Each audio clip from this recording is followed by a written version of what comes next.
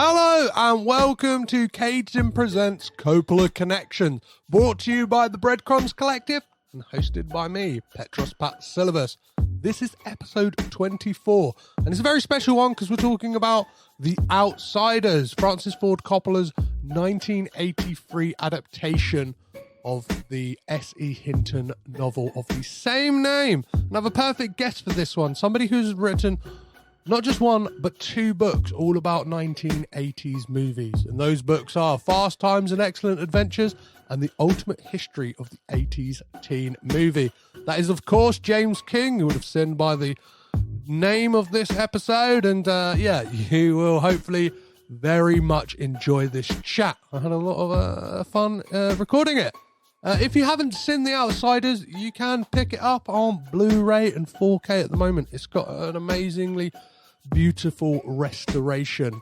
I kind of love when these Francis Ford Coppola gems in my eyes. I'm a big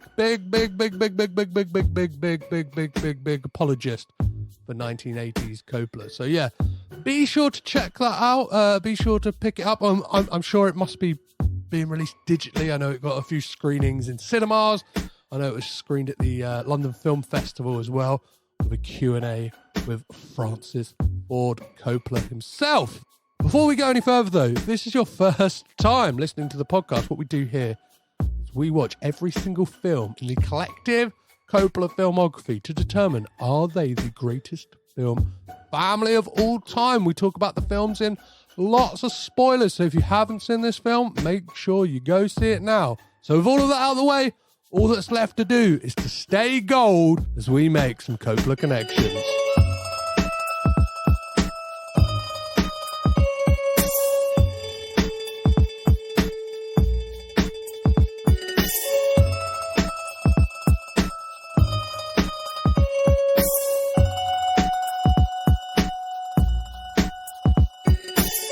A little disclaimer, this episode there is some technical issues regarding sound. James had to change his microphone halfway through, so if the quality changes, that is why. But still a good episode. You won't notice it. Literally, it'll be 2 minutes of kind of audio changes, and you'll be like, you know what, this conversation's so great, I'm just going to enjoy it.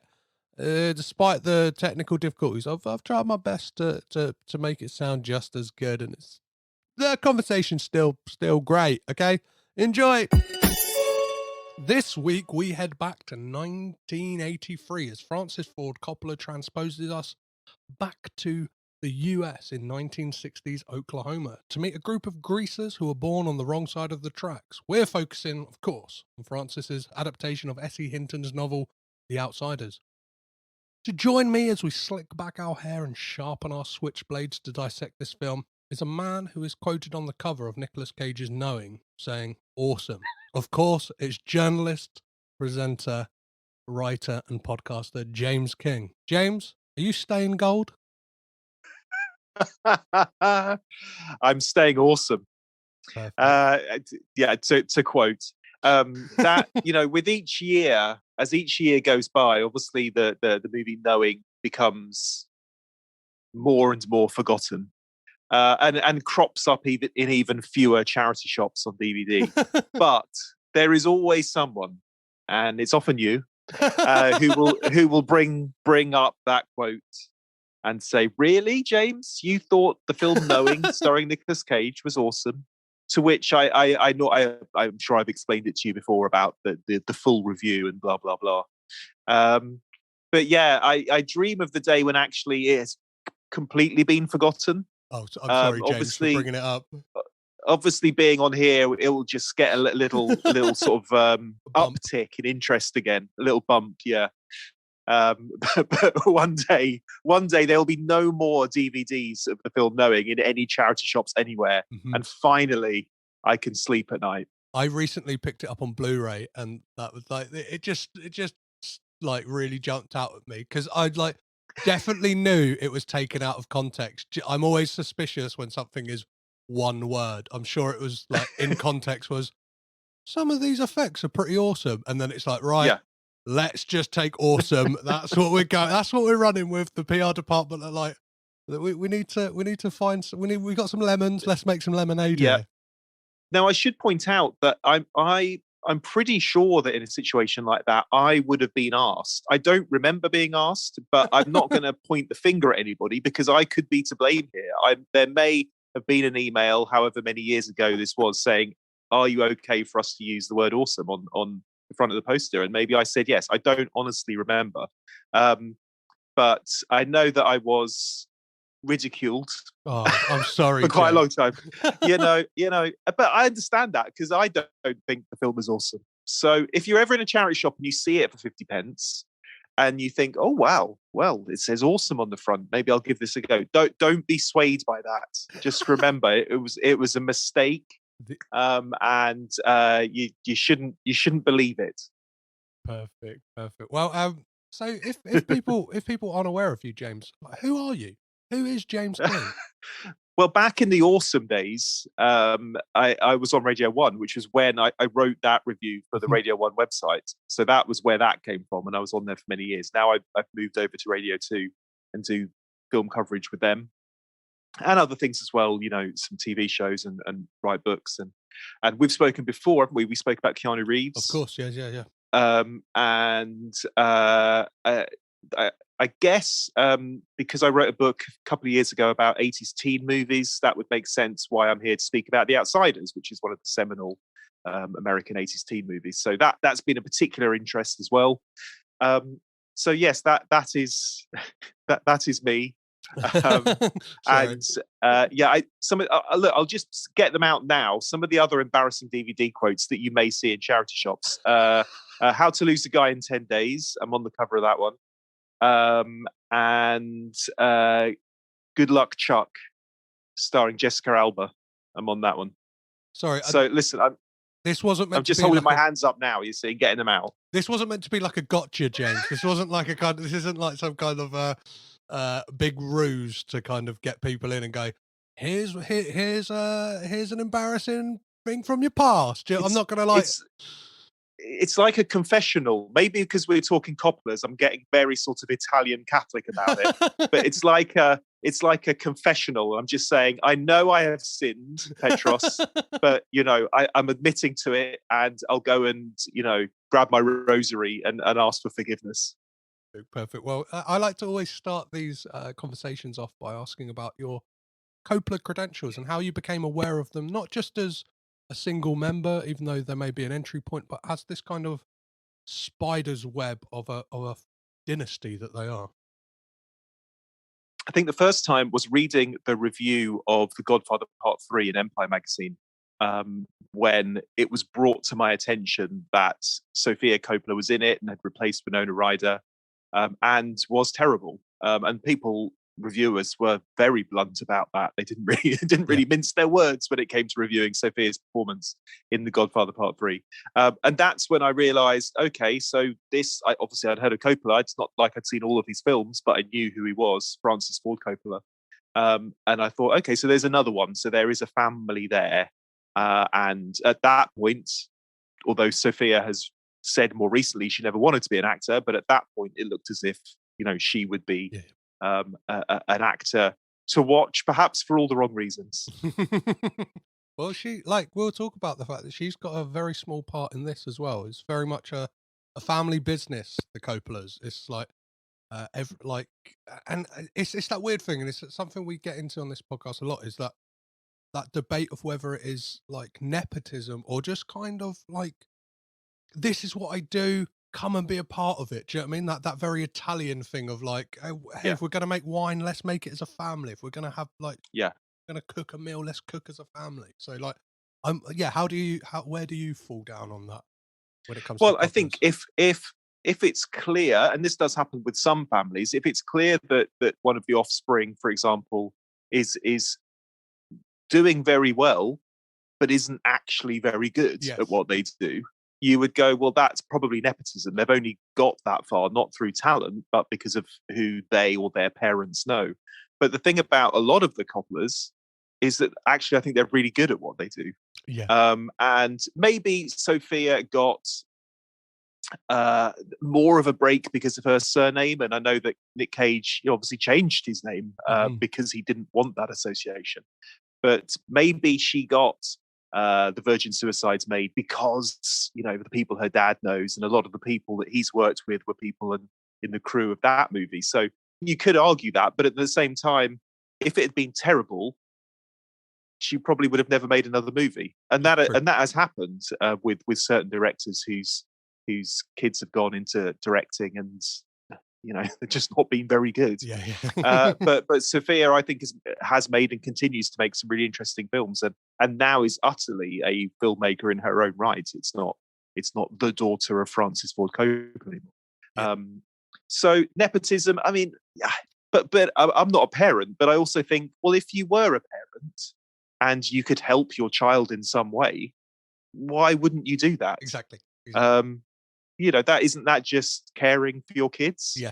And we're looking at it as if just because they're really powerful as a family, they shouldn't do that. But like, we'd all do that, right? Wouldn't we just help out family members? That's what you do.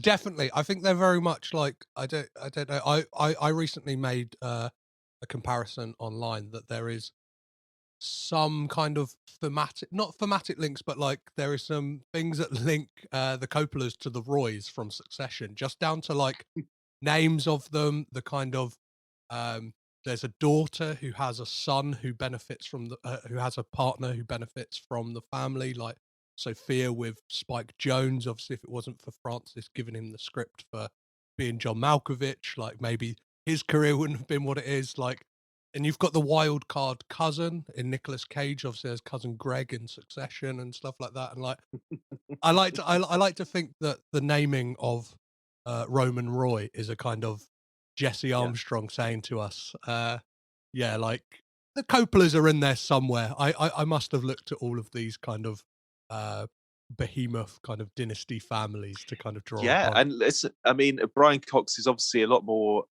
Celtic than Francis Ford Coppola, but that I can certainly see a bearded, kind of imposing, statuesque figure. I've never met Francis Ford Coppola. I think he's a genius, but I would be hugely intimidated. Oh, yeah. He has that air about him that perhaps some of his contemporaries don't have. That's not to do down Spielberg, but Spielberg feels like a kind of nerdy mate you'd go to the cinema with, whereas Coppola, has much more of a grandiosity about him, doesn't he? In a Brian Cox style out of Succession. So I like that. I see where you're going with that. Then the more I think about it, the more I think it's not just that I can see it. I think that must be true. I think you've actually hit on the truth there. Yeah, I have tweeted Jesse Armstrong, and it's, I think it's a perfect. I want to kind of do an episode on, just because I really like Succession now. I really want to like just really weed out all of those kind of comparisons, and I don't know. Yeah, and The Godfather, obviously, that trilogy is a family saga, isn't it? It's about the backbiting and the backstabbing and the politics within a family. So it would make sense that if you're going to do a TV miniseries about that, you would at least draw some things from The Godfather. Oh, of course. You look at the title sequence; it almost looks like a Godfather-esque, like imagery of like these kind of kids smoking cigars and all kind of dapper, and it looks like the kind of the family estate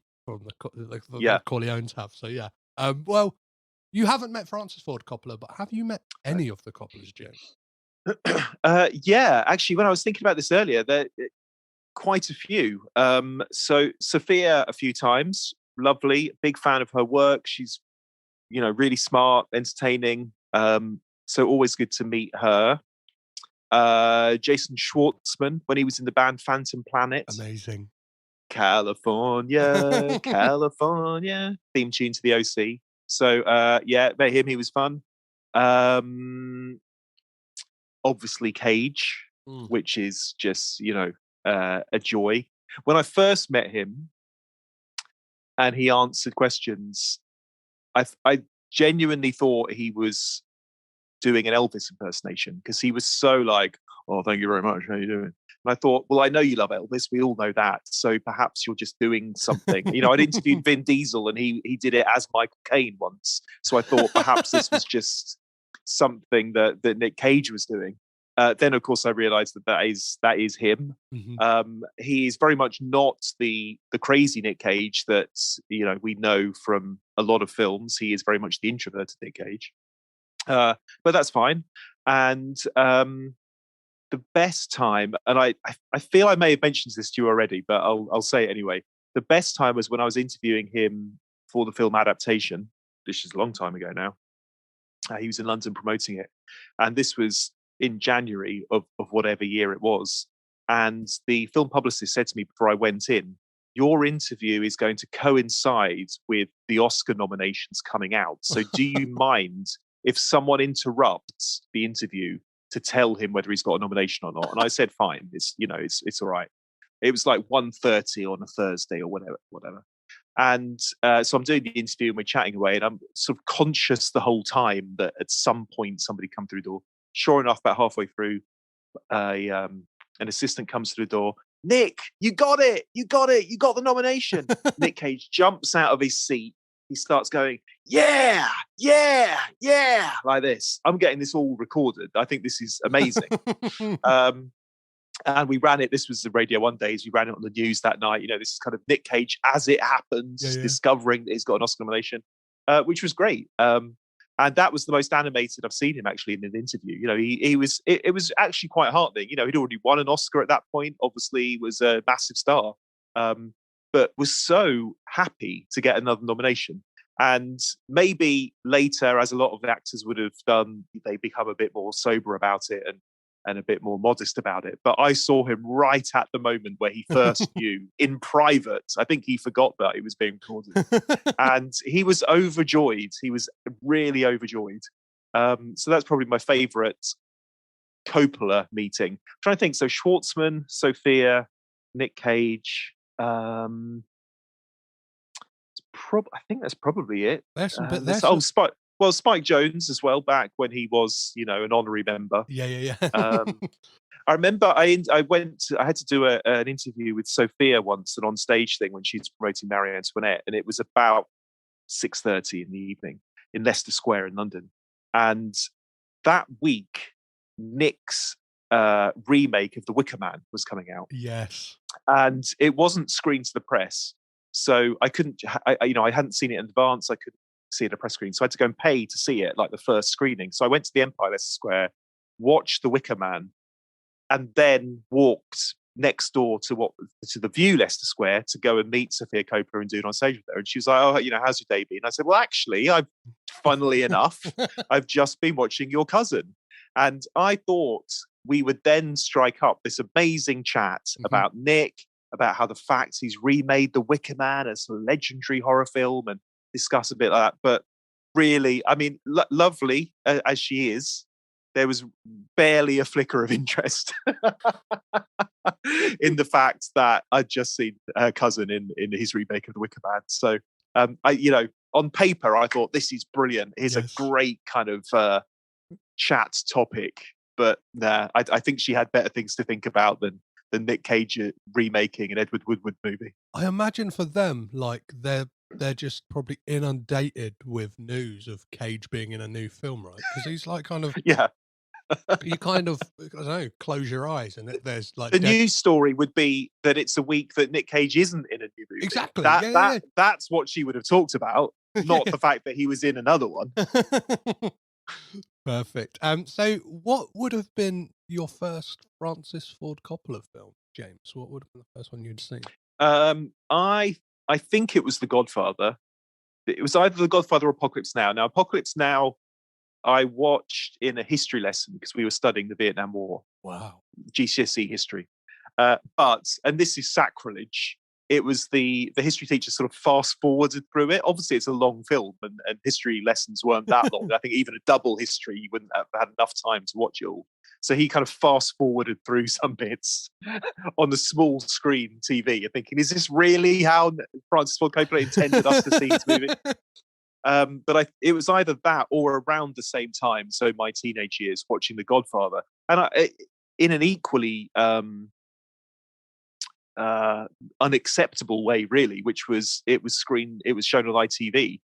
So you got the adverts.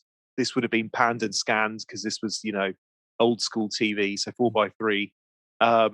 But having said all of that, I still loved it, and I think that was what I really noticed, because I wasn't a film particularly filmy person at this point in my life, but I knew enough that The Godfather was a film I ought to see. Yeah. So I'd recorded it, and didn't even have a particular interest in the mafia at that point, or the actors or anything. It was just like, okay, I see it's on TV, I should watch it. But by the end of that, I wanted to see every other mafia film going. I wanted to see Al Pacino movies, Brando, James Caan, all that. I was just like, I mean, it turned me. Yeah. So that, to me, I thought, well, if you can get a 14 or 15-year-old me interested in this via a crap TV, advert breaks, of watching it on VHS that I'd recorded. I mean, that's pretty good going. Yeah. If you can see how good that movie is, despite all of those things getting in the way, that's the sign of a great film. Definitely. You're down your local high street buying a suit, trying to really like get into the vibe of it. That's Yeah. I love that. What I love about The Godfather is it seems like a rite of passage for. I can only speak as a kind of as a male, but like as a teenage boy, see, like it seems to be even like in I don't know, the early 2000s when I kind of became a teenager. It was this thing of like, got to see The Godfather, even though like none of us really understood.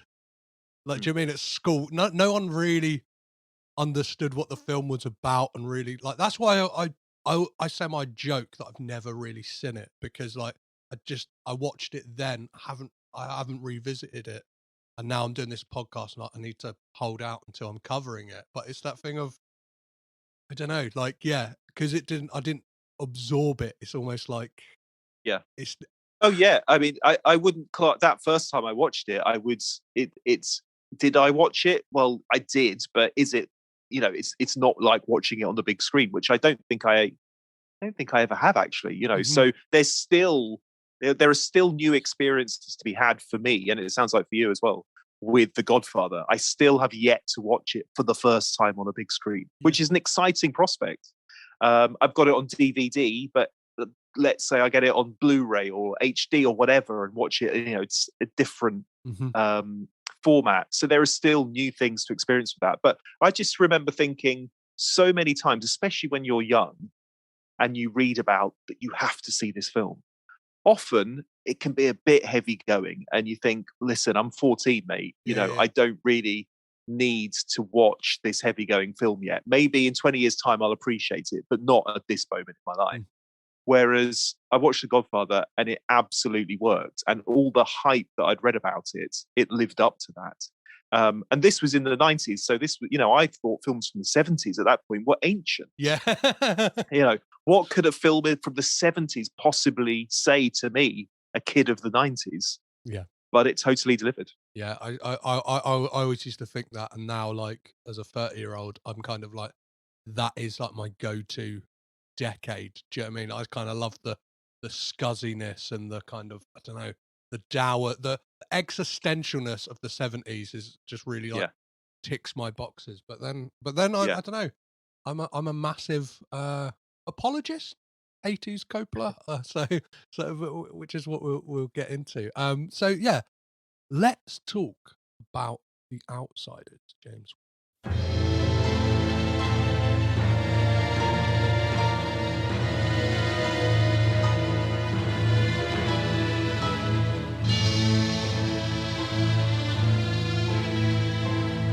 The Outsiders.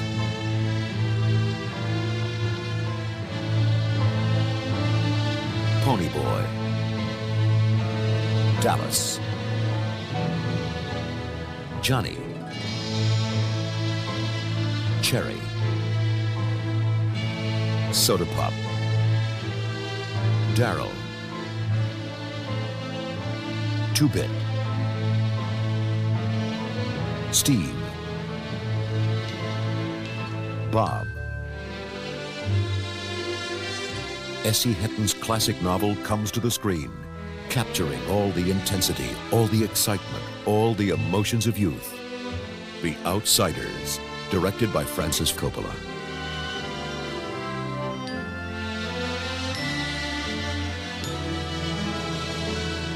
When did you first see this film?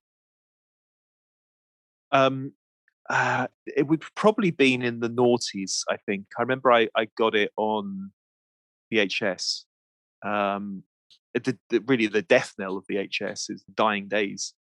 But it was an 80s teen movie that had always evaded me. Really, it wasn't one I'd seen as a kid growing up, which was when I watched most of them. I hadn't The Outsiders. I'd even seen Rumblefish before I'd seen The Outsiders.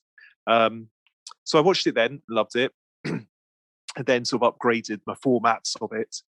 Um, and then when I wrote a book about 80s teen movies, of course, it took up quite a lot. It took up a whole chapter, I think, because I think it's significant in many ways for that genre and for that decade. In a fairly obvious way, really. I think you only have to look at the cast list and who they became, their careers, whether their careers were glittering or whether their careers sort of faltered after a few years. Yeah.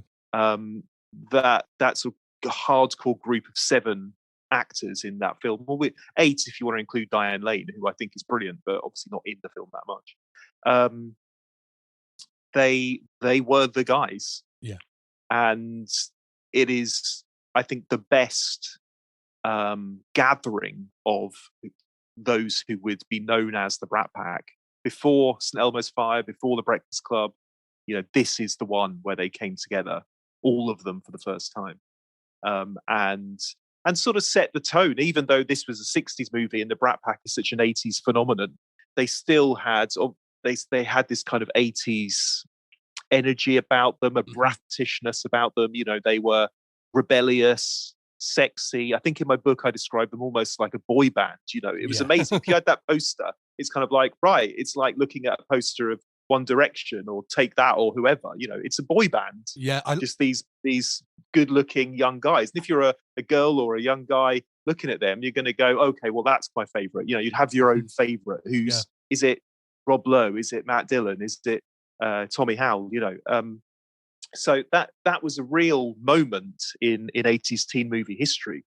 When they were delivered to us as, right, these are your new pin-ups. These are the guys you're going to be following for the next few years. What I love about that poster that you mentioned is the fact that it's a mistake. Like that, it's a kind of like they were just having a laugh. Like I think Ralph Macchio had done something like dumb or something, and they kind of like caught a moment. I think that's like what this film kind of does as well. It kind of like it captures a moment not just of like this 60s life, but as you said, like the 1980s as well. Like, and it feels like a good time to talk about that the casting process of this film, because I'm not sure like how much you probably know this as well, but like I think it's Fred Roos and Francis Ford Coppola just got everyone in Hollywood who was kind of in that 18 to 30 age bracket and went, hey, come to this soundstage. We're just going to have tryouts today. Like, and then, Francis Ford Coppola's there going, hey, Scott Baio, you're Pony Boy in this one. Do you know what I mean? Like, Emilio, you're gonna be 2-bit, or just mix and matching. And a lot of them have said like it was just one of the most grueling experiences of their kind of acting careers, kind of having Francis Ford Coppola as they walked in playing opera music. Like and then he's kind of I think this is the first time they'd ever seen like a 16mm camera, because he's kind of just filming everything, and he's kind of, I don't know, the way he worked was fascinating to all of them. It was a workshop, really, wasn't it? Where it's right, okay, kids, let's see what you can do. Let's try this. Improvising. So that's a great recipe for creativity and a great recipe for good performances. And they looked up to him so much. Who wouldn't? If you're at that point, you're 15 or 16 and you want to make it in the movies. I mean, one of the key things I found when I was writing this book was how much those actors, because of their age, they all wanted to be working with Coppola, Scorsese, De Palma, that those directors who had come up through the 70s. So all of a sudden they are. all of a sudden they get the chance to work with the guy who made The Godfather and Apocalypse Now, and you're 16, 17 years old. Like, this is what I've dreamed of. Yeah. So they had so much respect for him. I think they were also aware that he'd had some financial problems, and his career wasn't what it once was. But that doesn't mean that he'd lost any of his skill or any of his genius. And that was definitely something that young male actors really looked up to. He was such a leader to them. Mm-hmm. And that's also, I believe, what Francis Ford Coppola liked about making the movie, is that he could become this kind of youth leader. Yeah. Which is probably very good if you're for your frame of mind. If you've had really bad financial problems and just been bogged down with red tape over your other movies, to sort of get back to basics and just get your hands dirty again. Group of young actors who are hungry to do this, no cynicism, just getting stuck in and making a low budget movie really helped him out. Definitely, yeah. Especially the fact this is like $10 million budget, and like Apocalypse Now would have been God knows Whatever. how. Yeah. Yeah. And then Yeah. even One from the Heart, a film that should have been contained, small, just kind of ballooned out of control with like, yeah, let's rebuild the Las Vegas Strip on a soundstage. Let's kind of like have multiple cameras working at once. Let's try and invent this new kind of live cinema where I can kind of edit as the film's being made and stuff like that. And it's quite frankly bizarre. And this does feel like, and I always look at it as like, this is a reset on Coppola's career. It's a beginning of a new era of his career, right? And aligning himself with the hottest young stars of the time. So he, it really made him a someone who did. I mean, he didn't discover them obviously, because most of them had worked before, but it puts him right at the heart of this new young brat pack. No longer the older middle-aged guy who directed a great movie from the previous decades. He's right at the forefront of 80s stuff. Now, as I'm sure you know, and your podcast will go on to explain, it didn't necessarily all go to plan after that. But at the same time, it was a moment for him when suddenly he was hot again. I did, I spoke to an executive who greenlit The Outsiders, I think, and he said, look, yes, it was low budget for Francis Ford Coppola, but at the same time, we were all shitting ourselves that it was going to go horribly wrong because he had form on that. And we were all concerned that he would burn down Tulsa. I think there was quite a bad fire actually on set, because there's obviously a scene with a fire. But, there were concerns that things would happen, things would go wrong, the budget would go crazy. So I don't think it was even a small scale film for him. I don't think it was hugely easy for Coppola to get the project off the ground. But he did it, and he proved himself, and it made money, and it was a hit film. And of course, that then allowed him to make Rumblefish in a much more experimental style. Yeah, definitely. And two films that very much play as like a perfect. Well, yeah, they're like a perfect two-piece, right? Like Rumblefish. I don't know. It's special, that film. I've got a special. I've got a special place in my heart for the Outsiders. It's one of the only films I have a tattoo that references a film. Oh wow! Yeah. I get. I mean, it's it's autumn now, so you're fairly well clothed. Yeah. But is it available for me to see at this point or not? It's on my legs, so it's quite hard. But I've got Stay Gold written across like the fronts of my like ankles. So like if I'm wearing like flip flops, or so you've got Stay on one ankle and Gold on the other. Yeah, but on the front. So like obviously like that's gonna hurt as well, isn't it? Oh yeah, it did. But that's the passion for Coppola. Yeah. Right? And I got this kind of tells the listeners about my kind of affinity for this film. I got that tattoo when I was like 19 years old, because this is a film that really there's something about it, and I'm sure we'll get into it, but really spoke to me as to like the messaging and that kind of idea of it's a film that is just wall to wall pretty much, apart from Diane Lane and a few other female characters who don't really get a lot of screen time. It's just boys trying to make their way in the world, right? And kind of figure it all out. Yeah. It really, the main thing I remember feeling when I first saw it was just how miserable their lives were. That's not to say they were miserable, because they just sort of did what they could to stay gold, to stay happy. But they had tough lives, these characters. They really had nothing. They were broke. They were from broken homes, didn't always have families, didn't have any money. They were really rough times for these characters. And I think that really opened my eyes to just how, even though it wasn't set in the UK and it was set in the 60s, it certainly wasn't like contemporary Britain. But it did really open my eyes to poverty. Yeah. Because and it's not what the point of the film is about. It's not necessarily at the forefront of the movie, but you can see it there in terms of how they live, where they live, the kind of jobs that a couple of them have. They are hard up and they live in a tough area, and their lives are really tough. And some of these characters are 15, 16 years old, and they have to behave as if they're adults because there aren't adults in their life to do that. So there's a lot of responsibility on their shoulders. And certainly Ralph Macchio and C. Thomas Howell look so young in it. Oh, I mean, that's because they were young, but they are insanely young to have that kind of pressure put on them and to have to live in that way. And the older I get watching it, you just think these are children. I feel sorry for them. They're kids, and they have to deal with that. You could watch it if you're a teenager and think, well, they're kind of cool teens, and hey, we just get on with stuff. But as an adult, you just think, wow, poor kids having to deal with all that crap.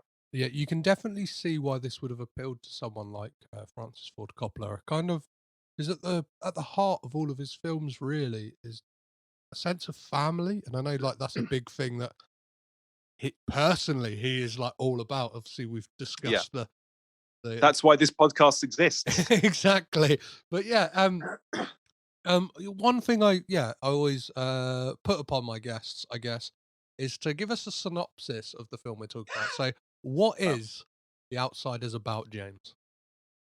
Well, The Outsiders is about a group of friends and family members who are known as greasers. So rock and rollers, really, from that era with the greased hair and the leather jackets. And generally, greasers were from lower class families. And they're a tight-knit group because they don't necessarily have the parents to help them out. Certainly the main three characters, their family, the Curtis family, the parents are both dead. So the older brother has to look after them. So it's about this group of greasers it's in Oklahoma, isn't it? Tulsa, Oklahoma. And their rivalry with a group who are known as the Socias. It's a bit of a mouthful. It's sort of SOC, isn't it? Hold on. So I'm just losing my battery power. Hopefully I'll be all right. Okay, we'll keep going. They're rivals with a gang called the Socias, SOCS, who are the preppies, really, the more middle class ones in their chinos and their Letterman jackets and that kind of thing. And so there's a rivalry going on between them, but the individual characters, the individual greasers, have their own stories. One of them, for example, Dallas, played by Matt Dillon, has just come out of a kind of juvie, a juvenile jail, I suppose, and he has his own issues. And then Soda Pop and Pony Boy and it's Daryl, isn't it? It's Patrick Swayze. Patrick Swayze. They're the three Curtis family members. They've got their own issues. They don't all get on with each other. There are others in there. Tom Cruise plays a character who's a mechanic. You've got Emilio Estevez in there, who's just sort of zips in and out of scenes. He's like hyperactive in it, brilliantly so. But just a maniac, really. Just this kind of maniacal side character. I suppose we've all got them in our like gangs of friends. The one who's just a complete lunatic, and that's him. He's sort of dropping in and out. So that's the setup. That's the gang, and the rivalry is at the heart of it. But there are deaths in there. There are tragedies in there that become an important part for Pony Boy, who is the lead character, in his life, and it's framed by him writing his story as an assignment really for school, telling the story of how he got to where he is and what went wrong. I always see it as a tragedy. I think it's a really sad film, a beautiful film, but a sad film. So going back to that poster where they are all laughing because it's just a moment in the photography studio where they were just mucking about.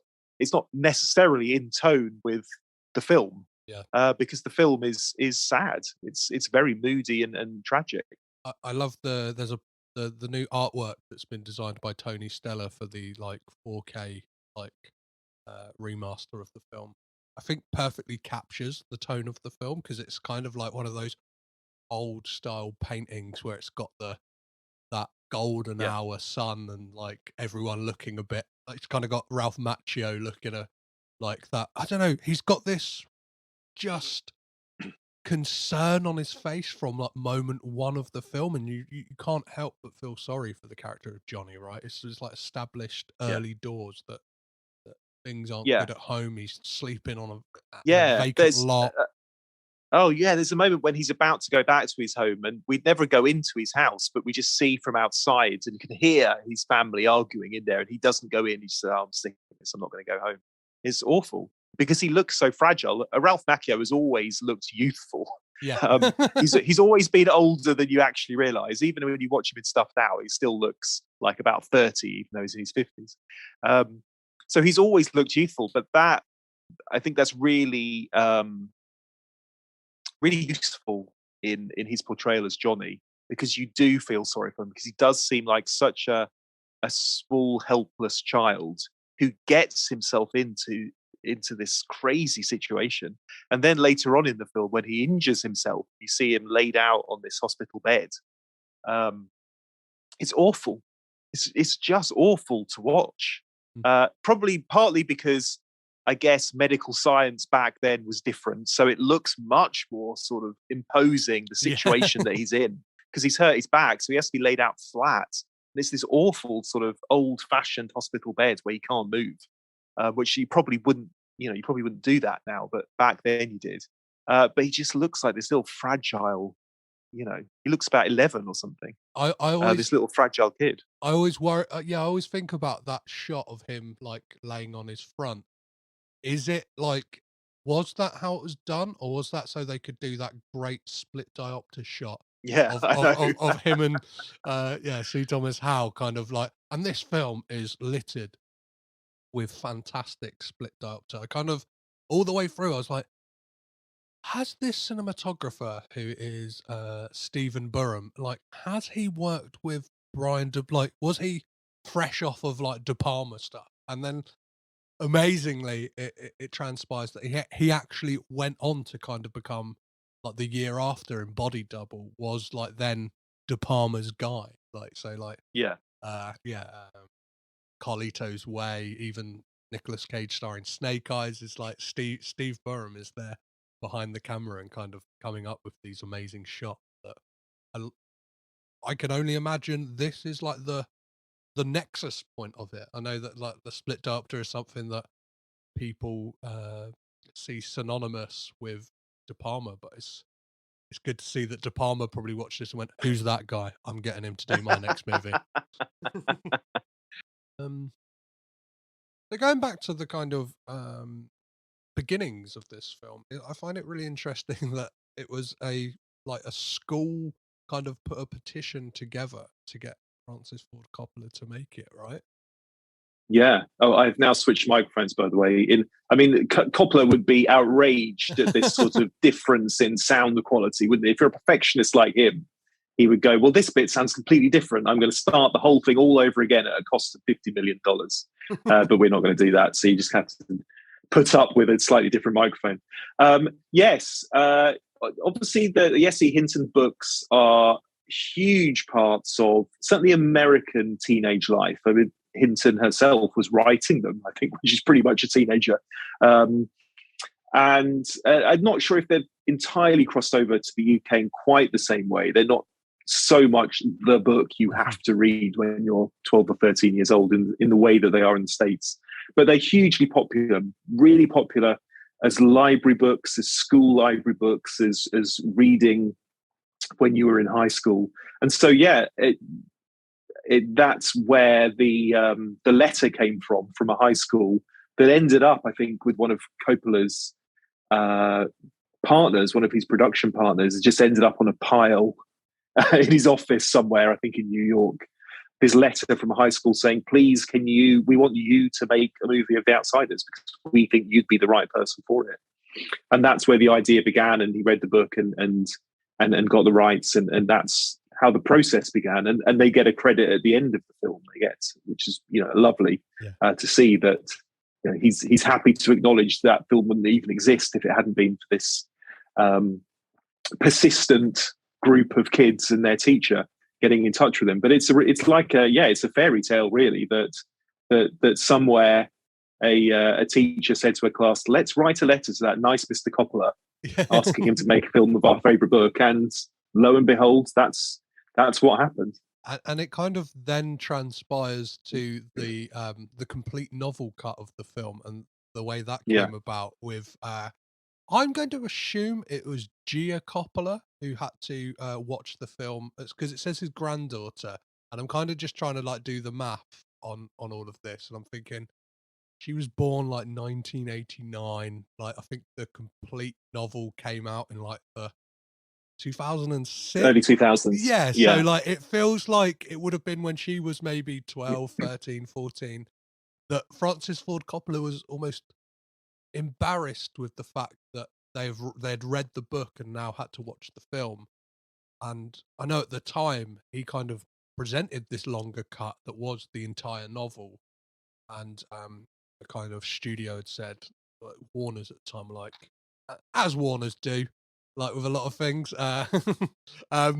they were like, no, we need it shorter, we need to cut off, I think it's 22-minute difference or something like that. But he put together an assembly cut basically for Gia Coppola's class to be this is the complete novel. And I know that a lot of people throughout the years kind of lambasted him or kind of said to him hey, where's this scene, where's this scene from the book, and it was almost like an albatross around his neck. And I know that Francis Ford Coppola is one to kind of always delve back into his previous work, whether it's the multiple cuts of Apocalypse Now, or I think Godfather 3, even last year, kind of got a zhuzhing up to make it make more sense and not be the kind of, I don't know, the laughing stock that it very much was. I just find that whole thing quite beautiful, that it comes back down to family. Yeah, well, that certainly is a sweet story. I'll be honest, I haven't seen the complete novel version. Mm-hmm.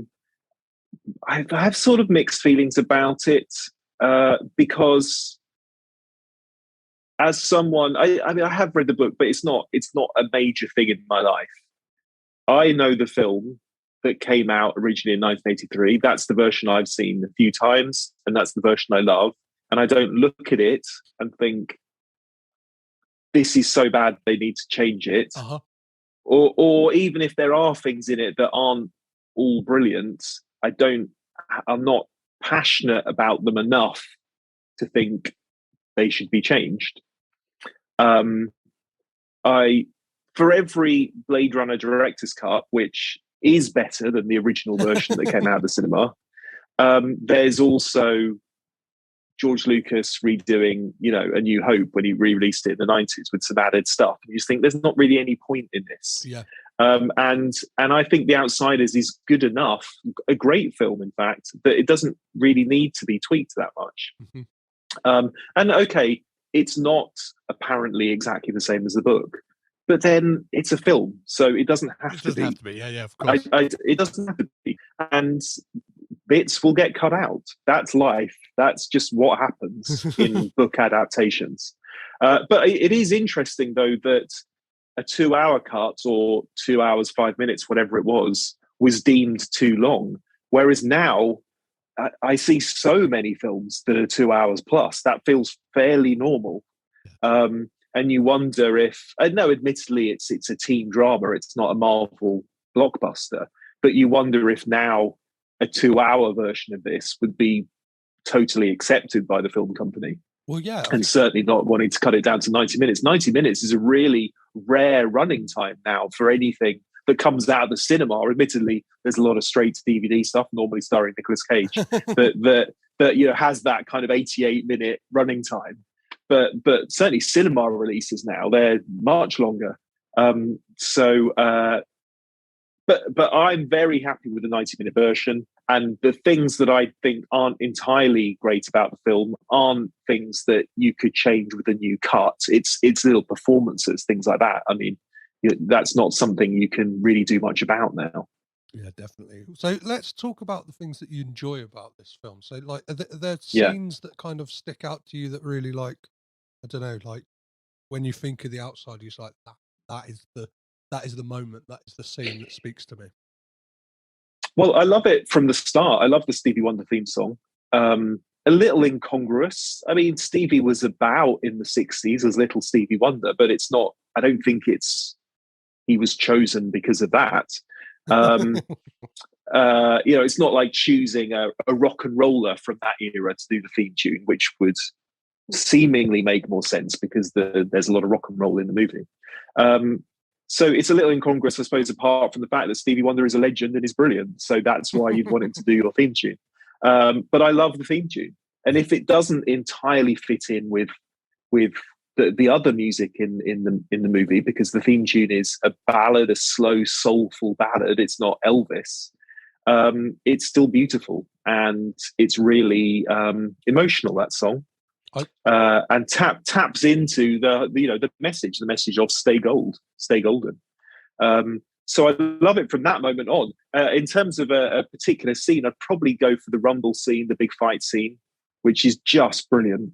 And the stories of them shooting that are brilliant. They went for it. Patrick Swayze really went for it. Patrick Swayze was an athlete. He always wanted to show off his physical prowess. And he certainly did in that scene. And there, I can't remember who it was, whether it was Rob Lowe or I spoke to Darren Dalton when I was writing my book, who plays Randy in it. And, he just said it was like a war zone. It was like, and it's like that in the movie, the way they all line up. It's like something out of Gladiator or something, isn't it? A face-off. A Nick Cage film. They all line up and it then becomes this battle like an old war movie. And it's brilliant. And it's raining to add to the drama. There's also a fire going on as well in the background. It's so dramatic, but you can really see, and I think this is one of the great things about the movie, the energy of the characters. And when you are a 14, 15, 16-year-old boy, you have all that pent-up energy and aggression. And they're not able necessarily to take it out at school or on the playing field or anything like that. So they do it in fights. And Estevez is so good at that. Tom Cruise is so good at that. They're so just like these little muscular bundles of aggression. And in that fight scene, everybody really goes for it. Yeah. Well, back to your point about the theme song. What I kind of love about that song is how it like brings you into this world, because it almost feels like a kind of fairy tale almost of this kind of, because it would have been 20 years removed from the time it's set already, so it kind of has this, like, I don't know, it almost acts as, like that sound you get in shows when it's like a flashback, like ooh, it has that, and it kind of like lulls you into this world that they've created. And it's always fascinating to me that Francis Ford Coppola didn't write the screenplay for this one. I think it's a career first at this point for him, not writing it, because it feels personal. I mean, Susie Hinton has talked about collaborating with him on the screenplay. Now, they don't get the screenplay credit, but I'm sure it's never quite as simple as the person who gets the credit is the only person who works on the screenplay. And I suspect that's the case here as well. But that fairy tale element is something I remember really striking me when I first saw it, that it does have 1960s juvenile delinquent movie feel about it, like a Rebel Without a Cause, or that was from the 50s, but a sort of James Dean rebel old school movie. It certainly has that feel, but then that fairy tale element to it, where things are just a little bit more beautiful than they are in the real world, Yes. a little bit more golden, in fact, than they are in the real world, a little bit more tender than they are in the real world. That element to it really struck me, because I don't think a teen film had really done that before, or particularly has since. Maybe Sofia Coppola's done it in The Virgin Suicides or something. It has a sort of similarly hazy feel about it. But a lot of teen movies from the 80s were very contemporary. Gritty isn't really the right word, but contemporary, just normal teenage life in 80s America. And they didn't have a magic about them particularly. You know, you watch The Breakfast Club and it's brilliant, but it's certainly not magical or fairy tale like. This has that magic about it that just makes it slightly more melodramatic, moves it slightly further away from realism. I don't necessarily think Coppola had any interest in realism. No. And when you watch Rumblefish, he certainly didn't. He wanted to be experimental. He wanted things to be a little unusual and a little odd and a little off kilter. Well, there's the unusual aspects of The Outsiders I really love. Like there's that moment when like Johnny and Ponyboy have that confrontation with the Socs, where Johnny like eventually stabs one of them in the fountain. But we get this kind of effect that it's like this kind of blood like kind of comes across the screen. It's obviously like a kind of must have been like a layer effect of the time. There's that, and there's a when the church is on fire and there's like it's not real flames. Like you just get this burst of flames, like clearly fake, in front of the screen, and it's something about those like really like say to me like this is a movie. This is a tale. This isn't like we're not trying to go, I don't know, for this element of realism to, and I think it really like it sells the movie to me. There's something about that. It's those kind of touches that really make me invested in what's going on, and kind of, I don't know, the weird Dutch angles that are used in the film and stuff like that, and just the way it's shot. Like I've never seen a sunset or sunrise like the one when Johnny and Ponyboy are kind of discussing, and you kind of get that is it the Robert Frost like poem that Ponyboy reads out. Like I don't, that's something what you're getting like a Terrence Malick movie, like yeah. The only thing that it reminds me of, and this definitely would have been up Coppola's street, I'm sure, as a renowned cinephile, is Rebel Without a Cause. Then the James Dean movie, Nick Ray directed it in the 50s, and that had. It's not the same film, but it has a melodrama about it. It has an artistry about it and a sensitivity as well. Even though it's a cool guy at high school, it's very sensitive. It's very fragile, really, his performance. So I think there are definite nods to that. And in terms of what followed, it also reminds me a little bit, because everything leads back to Nicolas Cage. We all know that. Some of the effects remind me a little bit of Wild at Heart, the David Lynch movie, which is so, I mean, that's a bonkers film and it's a completely over-the-top film. But there are over-the-top moments in The Outsiders where, like you said, it's deliberately fake. It's acknowledging that this is cinema. Coppola is a champion of cinema and filmmaking. Of course, he's going to acknowledge that what he's making is a fantasy. It's a story. And I think there are moments in both of those films, often involving fire. Actually, I think it's there's fire scenes in both of those movies, but which say, this is heightened. We're gonna really amp this up to remind everybody that no other medium can do this. So you mentioned Nicolas Cage there. Is obviously a through thread on this podcast and a constant in my life. But I love the fact that even at this point, this could have been his first acting role. He auditioned for the role of either Darry or Dallas, and Francis Ford Coppola said to him, "Why don't you try out for the role of 2-Bit?" Nick, which he didn't particularly like.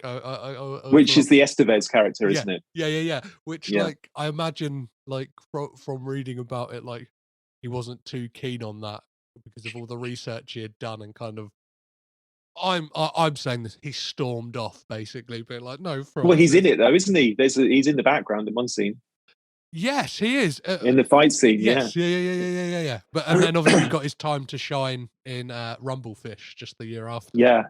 But the stories about him in that era and are fascinating, and just that what he felt about his surname, and how other people were well, he claims anyway, were Mickey taking because of his surname, and felt that it was all nepotism, blah blah blah. Maybe that would make sense. We weren't around at that point, but I suppose if your surname was Coppola in 1980, just a few years after Francis Ford Coppola had made 3 of the greatest films of all time, 4 of the greatest films of all time, maybe that is going to be a bit more of a stigma, a bit more of an albatross around the neck, as you said.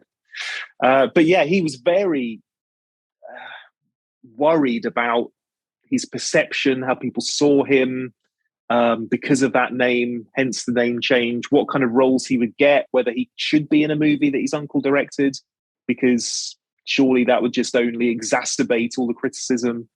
So yeah, he was certainly, I think, quite troubled around that time, exactly where his career was going to go, and how people were going to perceive him.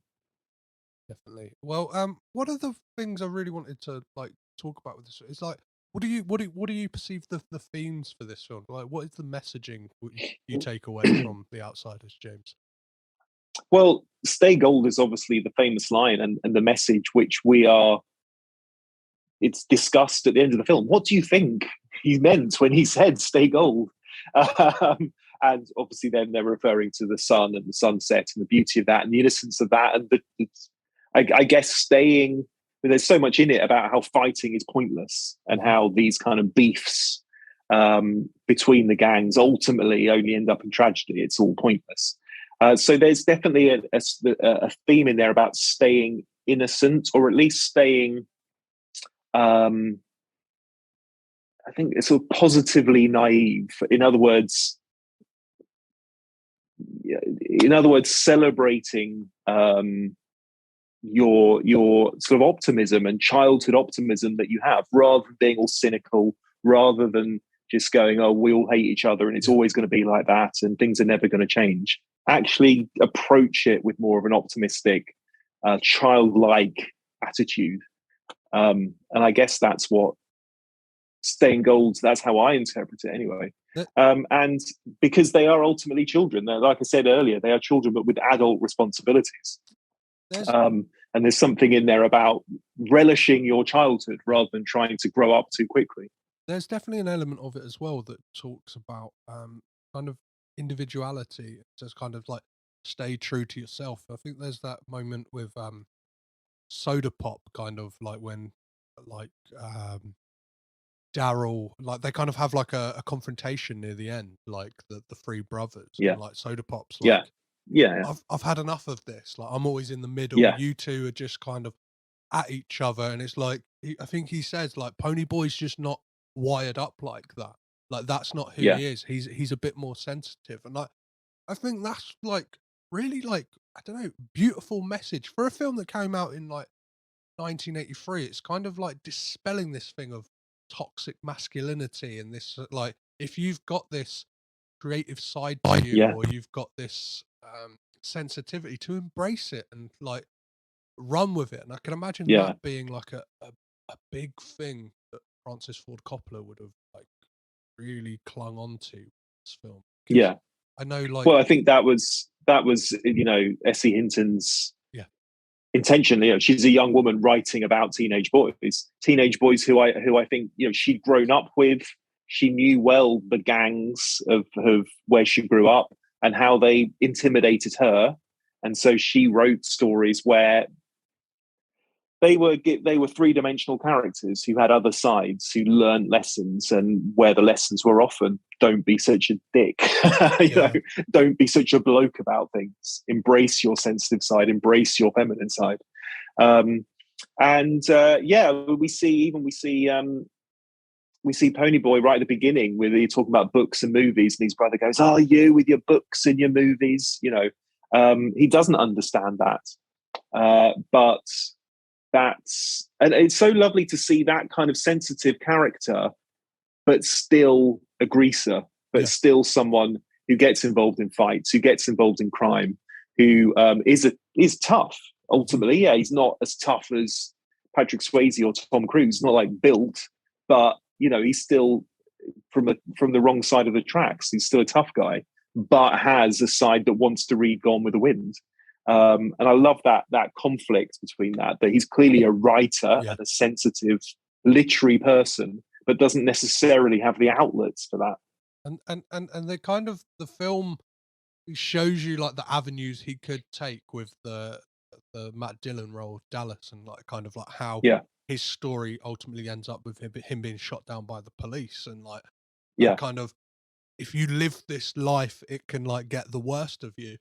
But I think what the film does really well is it doesn't like ram that down your throat. It's almost it feels quite throwaway in the it's not like, because the film goes on after that. Do you know what I mean? It's not like the kind of roll credits after that, so it doesn't feel like a kind of a message movie in that regard. Do you know what I mean? Like the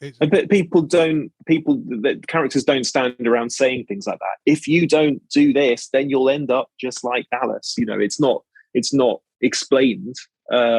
We can get that because we can read that into the film, but it's certainly not rammed down your throat, like you said. Matt Dillon is great in it, isn't he? Oh. I do. My problem when you talked about favorite things in the movie and recutting it and new versions, like I said, the things I have a problem with is it's more some of the performances, which no recut of the movie could really do anything with, I don't think. And in a way, it's understandable. A lot of these actors were very young, and it was some of their first work, so they're not going to be fully formed. But part of the problem, I think, is that Matt Dillon is so good, I think he shows some of the other ones up. Oh, yeah. And Matt Dillon was kind of the star of the film at that point in terms of public profile. He was better known than a lot of the others, and maybe more experienced, and certainly arrived in that film with more hype. He was so hyped by the media and by the industry as the new James Dean, the new John Travolta, the new thing.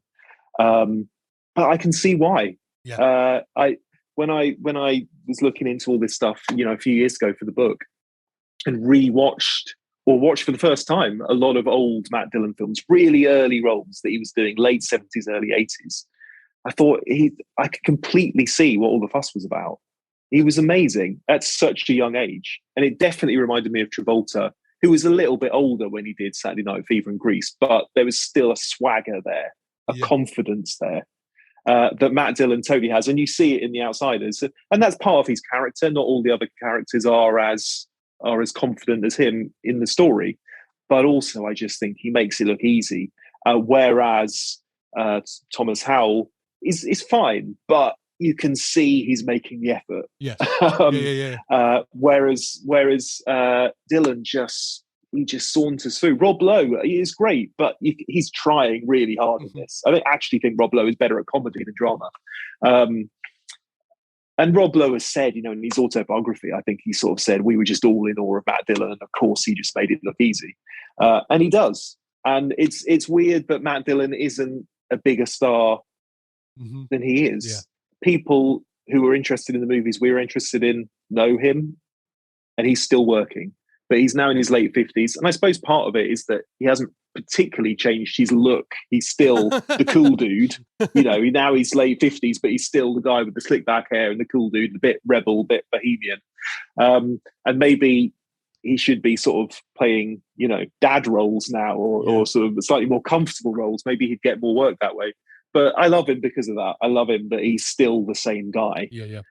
He's still really Dallas, just 40 years later. Well, he almost had an unfair advantage on these guys, right? Because he had already starred in Tex, another Essie Hinton like adaptations. So Yeah. kind of like always had a leg up of he must have like I'd imagine he would have read the books of S.E. Hinton to kind of like get in role for that. So like knew that world, and then like his and it shows how good his performance is. I know he says like in a kind of later interview that he was bummed out when Francis Ford Coppola said, "No, you go home. Like we're done with you." And he kind of rang his agent and said, "That's it. I haven't got the role."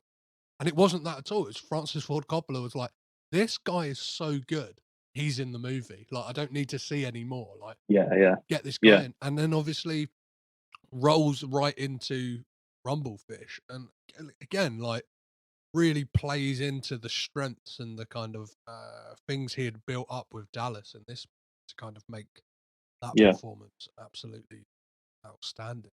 Yeah, those two films together is like the kind of Matt Dillon like chef's kiss. Yeah, well, you're not saying you, me, and Dupree should be in there as well? I've never seen it, so I can't pass judgment. Oh, okay. But, okay. Well, I have seen it, and I will pass judgment. So as we start to wrap things up, James, what do you think like the legacy of this movie is? Like, obviously, it's not. We've talked about like 80s teen films. Yeah. To me, it feels like it's not as talked about as much as the kind of No. the pantheon of others. Why do you think that is? Well, I think the style that we've mentioned is not to everybody's taste because it has a slight artifice to it, and it perhaps feels a little slow in parts now. That is probably actually something that Coppola tweaked a little bit when he was doing the alternate version. So in a way, I can see why, as a story and the way that it plays out, it might feel a little dated to some, and it might not feel as fun to watch as Ferris Bueller's Day Off. Very few things are. But I think the legacy is not so much about the 90-minute film and what goes on in it. The legacy is just what it represents, that coming together of this talent, putting them all on screen together.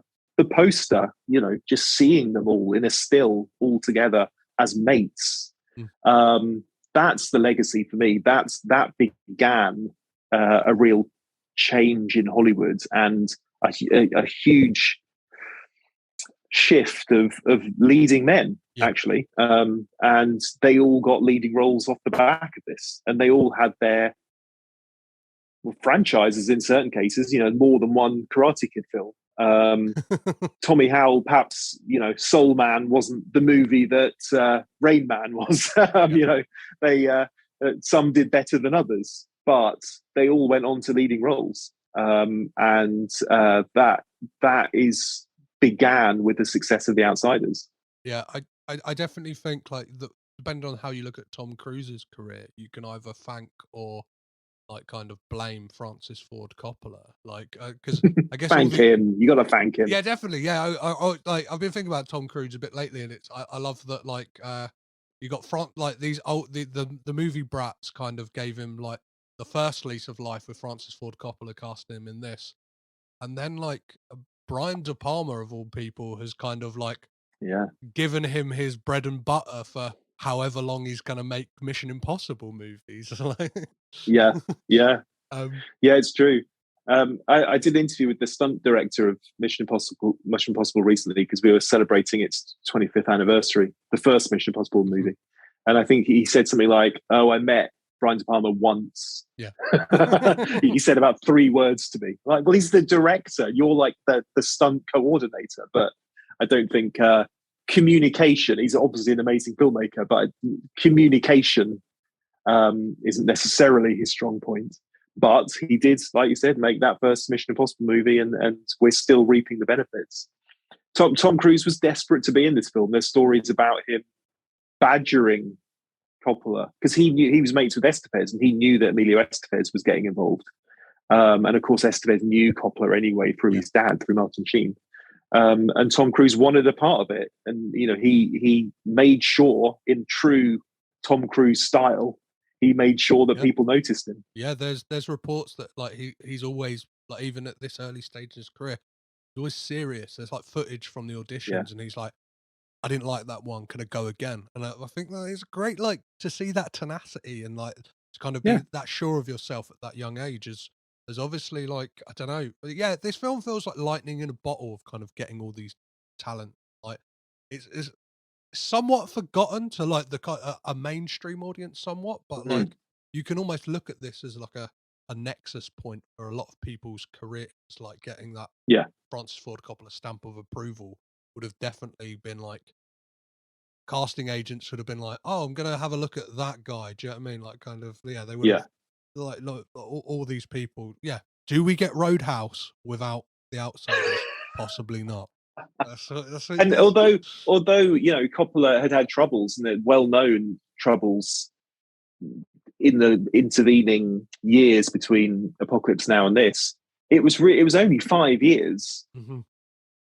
and even the Godfather films were what 10 years before, Yeah. 12 years before, and if you think about it, that's not that long. No. In the grand scheme of things. So to have got a Coppola movie, if you are Emilio Estevez or you are Thomas Howell, that was still a big deal because it was only 10 or so years ago before that he was the absolute king of Hollywood and winning Oscars. Oh yeah. So there was a lot of credibility involved in it. Despite the financial troubles, there was a lot of credibility.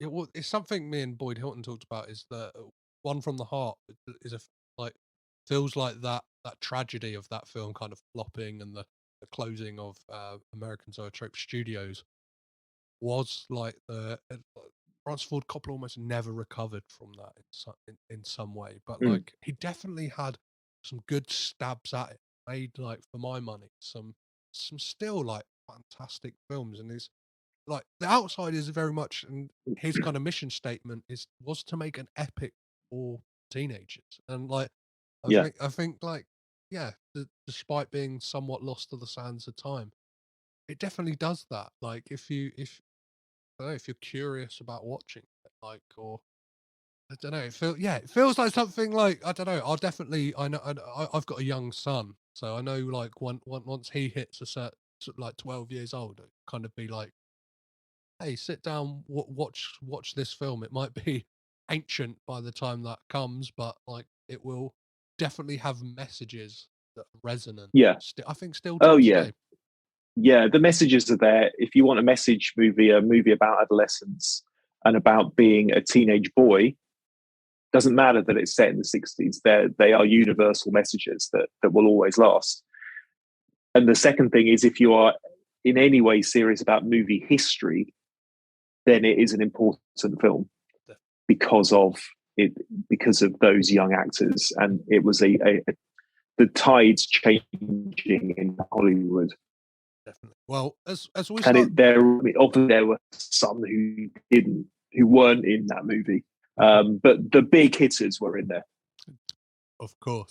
Well, as we start to wrap this up and head out to the Rumble, James, I always like to close these out by looking at some Coppola connections. So, are there people who were in this film or worked on this film that have worked with the Coppolas elsewhere? Did you manage to find any?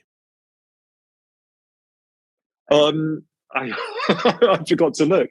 Yes. Fred Roos has worked with Sophia. I mean, he's one of the producers on The Verge of Suicide. So there you go. There's one. Perfect. And there's better ones than that, but that's one off the top of my head.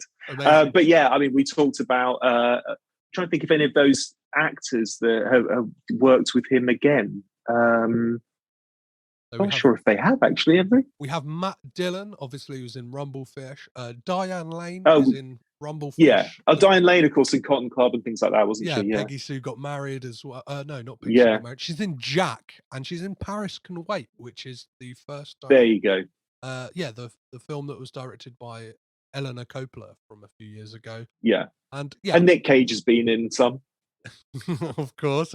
Well, I'll rattle off a couple of others, and then we'll rate this film in the way that we do over here. So, Thomas C. Howe, C. Thomas Howe is in The Amazing Spider-Man, which John Schwartzman was the DOP on. Emilio Estevez has an uncredited cameo in Never on a Tuesday alongside Nicolas Cage, who also has an uncredited cameo. Glenn Withrow is in Rumblefish, Cotton Club, and Peggy Sue Got Married. Michelle Myrink, who plays Marcy, so Yeah, Diane Lane's friend. Yeah, yeah, so she is in Valley Girl the same year, which was Nicolas Cage's I love Valley Girl. first on-screen role. So yeah, that's a great little kind of I didn't mention Rumblefish because I thought that was we knew that because they're almost filmed at the same time or back to back. But yeah, of course, several of them did go on to feature in Rumblefish. And then Tom Waits, who of course, yeah, 2 years before had composed the music for One from the Heart, then cameoed in Rumblefish, The Cotton Club, plays Renfield in Bram Stoker's Dracula. And he's great in that. He's great in Dracula. And then narrated Twixt, which I think is the last Francis Ford Coppola film at this point, right? Oh, okay, right, yeah. They're old mates, aren't they? Tom Waits. Yeah, he's sort of his little lucky charm in his movies. Exactly. Yeah, it feels like he's now like Martin McDonagh's like stolen him almost to be like a yeah. He kind of he crops up. I think. Yeah, Tom Waits fascinates me. The fact that Licorice Pizza, what comes out in January, and Tom Waits is in that. And I can't wait. He's somebody. I'm not massively au fait on his music, but I love to see him whenever he crops up on screen. Yeah, absolutely.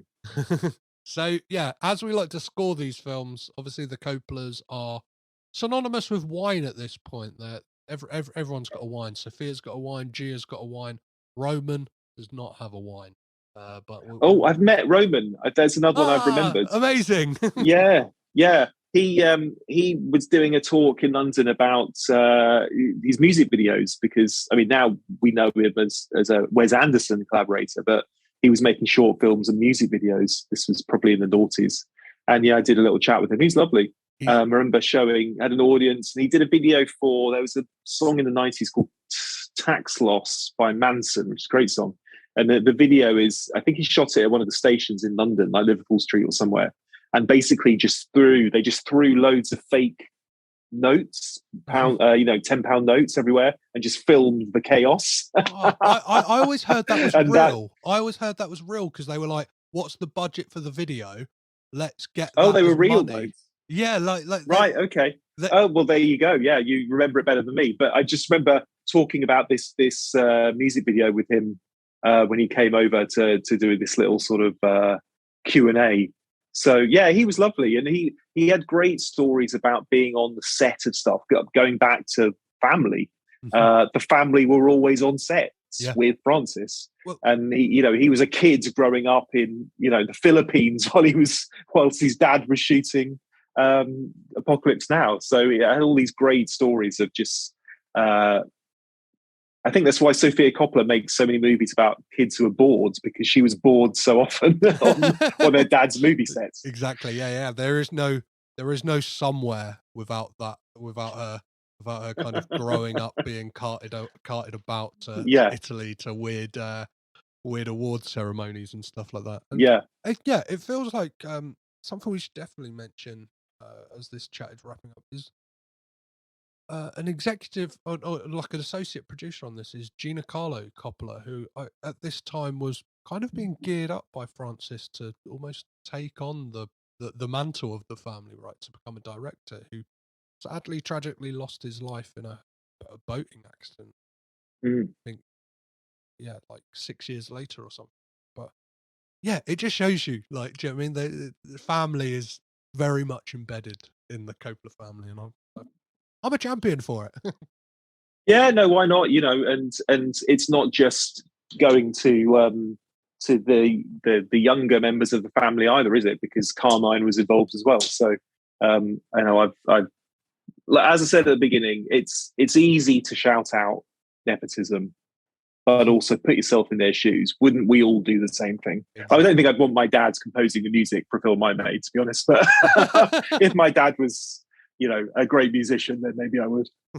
Amazing. Well, yeah, as I said, we score these films by asking, what is the perfect wine pairing for this film, James? What would you sip down as you watch The Outsiders? Oh God, I know nothing about wine. I don't even drink. What would I sit down? Well, it is quite a strong, rich punchy film, isn't it? Mm-hmm. We talked about how it's has this magic about it. It has this fairy tale quality about it. So I don't think you'd want to go for something subtle. I think you'd want to go for something that has a bit of oomph, because the film certainly does. So I'd go for a strong, fruity, full-bodied red. That's perfect. I've used this one. I've used this one on the podcast before, but I think this is a red wine and coke film, which very much is like a kind of. I know in South Africa, it's a kind of a way for teenagers to drink red wine, kind of still enjoy. Right. Okay. So it's very much it's got that Yeah. strong, punchy feeling of a red wine, but then has the sweetness of a Coca-Cola, which I think this film has. Or a soda pop. Yeah. Hey, there we go. We've I didn't even think of that, James. That's why I got you on the podcast. So how much are we paying for that wine? AKA, is this film good or bad? Is it bottom shelf, middle shelf, or top shelf? Oh, it's top shelf. Yeah, it's absolutely top shelf. We're paying the big bucks for this one. Yeah, maybe you're not paying as much as you would for an Apocalypse Now or a Godfather wine, but I mean that's going to be collectors only. But you're paying a good whack for this. Yeah, totally. Definitely. There's not dust on the bottle yet, but it's still turning over the page on a menu in a restaurant. You are, yeah. You're not just going for the house red. You're actually choosing something with some distinction. Perfect. You're tasting before you buy. I love it. So now on to some impossible questions. The first of which is, which Coppola member would you keep? But in doing so, you get rid of the filmographies of the entire rest of the family. Oh my God. I would keep Sophia. Perfect. In terms of my career, she sort of started just as I was starting in the film journalism. So she's sort of been there, and her movies have been there for me throughout that. I've met her a few times because of that. And I love her films. It's not just that. I actually genuinely love her films. So she's more my Coppola than Francis is. Well, on a loophole, you get to keep The Outsiders, because Sofia Coppola plays the young bucktooth girl who approaches Dallas, Ponyboy, and Johnny when they're at the Dairy Queen asking for a nickel so she can buy an ice cream. So you've definitely got to have your cake and eat it with this one, James. I love it. Perfect. So based on this film alone, James, are the Coppolas the greatest film family of all time?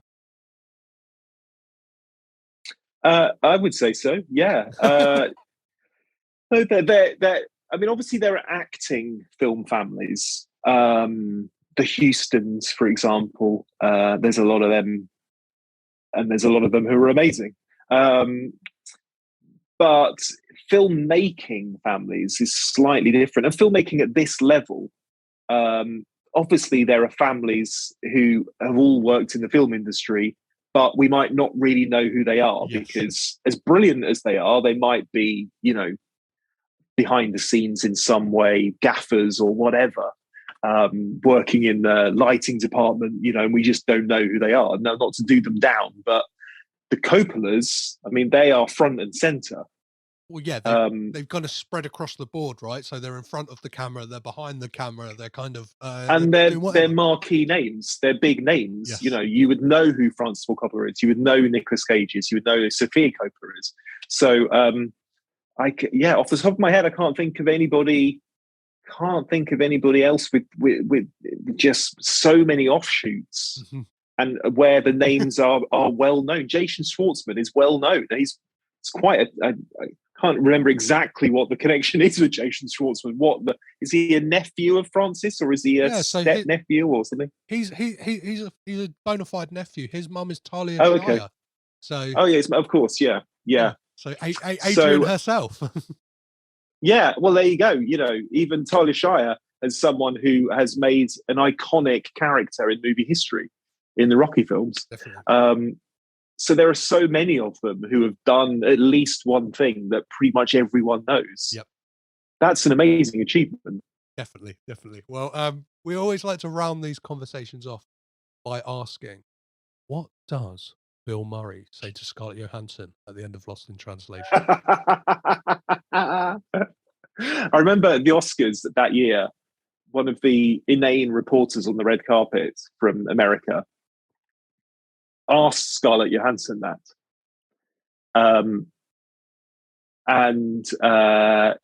He said, Scarlett, before you go in, just tell me, what does Bill Murray whisper in your ear? Just whisper it in my ear now. And the problem is that he obviously had a lapel mic. So when she whispered in his ear, we could kind of hear what she was saying. And what she actually said was, because she couldn't really think of anything, she just said, I'm whispering in your ear.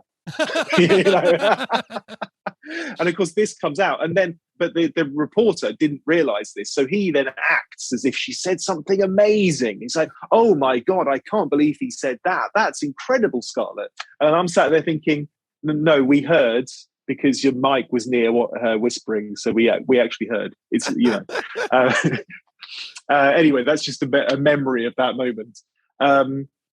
What do I think he says? This sounds like a cop-out, but I genuinely believe this. I don't want to know. Mm-hmm. Yep. I love films where I genuinely don't know the answer. The end of Inception is one people always ask me about, you know, and it's like, I don't know the answer, and I don't really want to, and I don't think we're even meant to know the answer. And I would include that in this. So my answer to you is, I don't know, but more importantly, I don't want to know what he said. Perfect. That's as much as I've been enjoying them, at least it's not another I've got a good lawyer if you ever need to sue Disney.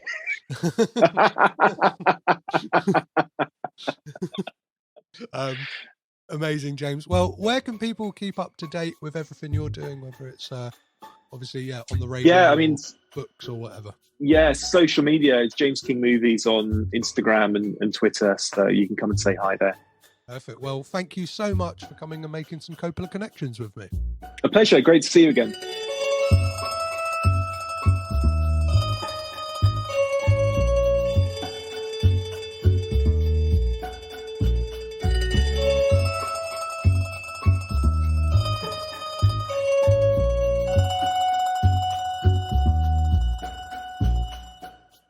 A massive thank you to James King, and a massive thank you to you guys for listening. If you've seen The Outsiders, if you haven't, if you enjoy it, which version do you prefer? Are you a purist? Do you like the original theatrical release? Or are you more of the complete novel fan? Or are you one of those people, it's not as good as the book?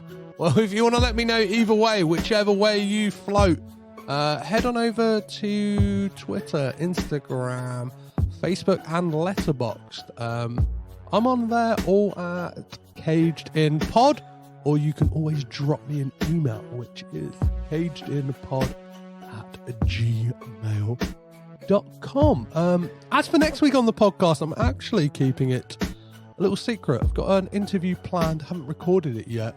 So one, I want to kind of keep my cards close to my chest, and I also want to leave it as a bit of a surprise. Sometimes it's nice to kind of wake up on a Tuesday, if you're a religious listener, on a Tuesday, and go, hey, Petra speaks to this person. You may not know this person's name, but you're going to want to hear what they have to say, especially if you're a big fan of this film. A massive thank you as well for this one to the kind people at Studio Canal who sent me a screener of this new restoration of the film, which they really didn't have to do because, well, I requested it, but like I had pre-ordered that big old box set anyway, and yeah, as I kind of touched on in this episode, this film really means a lot to me. It really does, I think, help with that finding yourself and feeling okay with the kind of the feelings of feeling different, feeling like an outsider, and that's something I've very much had to cope with a lot of my life. Even when I feel like I'm fitting in, I don't feel like I'm fitting in, if that makes sense. Even when I'm kind of in the in crowd. I feel like I'm the one on the outside of the in crowd, or not that I've ever really been an in crowd kind of guy, but that is neither here nor there. I think you guys know exactly what I'm talking about. If you want to help out this podcast, you want to throw some money in the bucket, you can do. You can head on over to coffee.com. So that is ko-fi.com/cagedinpod. Or you can just buy me a little digital cup of coffee, £3. I think you can choose really how much you want to give me, whether you want to do a monthly thing. And yeah, that really helps me buy DVDs or kind of just keep the lights on with the hosting fees and all stuff like that. Or if you'd like to head on over to patreon.com/cagedinpod, for the little low price of £2.50 a month, you get access to the exclusive new series I have going over there, which is a monthly episode of a show I like to call Movie Brat Bros, which will be kicking off next Thursday with the first episode of the first season, entitled De Palma-rama.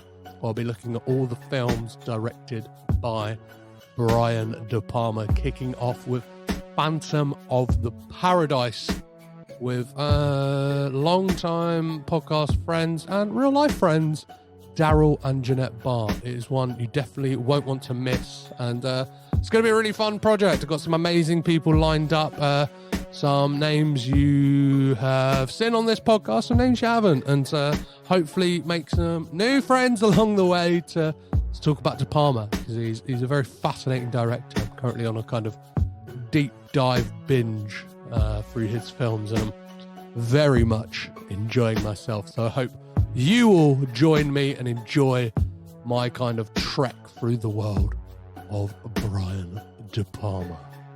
Obviously, if you don't want to give me your money, that is absolutely cool. You can also support the podcast by rating, reviewing, and subscribing on Apple Podcasts, Acast, or wherever you're listening to this podcast right now. And it hardly takes a moment of your time. You can literally do it in 1 minute.